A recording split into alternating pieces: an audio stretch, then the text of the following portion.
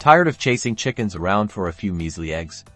Let's build a self-operating automatic egg farm in Minecraft that will keep your inventory overflowing. First, we need a collection system. Place a chest down, and then aim behind it. When placing a hopper, make sure the hopper's spout is pointing into the chest. This is where our eggs will magically appear.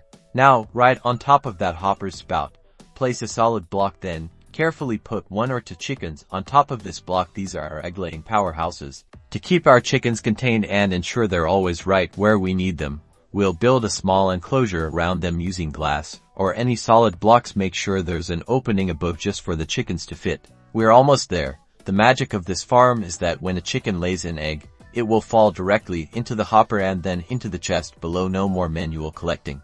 And there you have it, a fully automated egg farm. This setup will continuously produce eggs for you.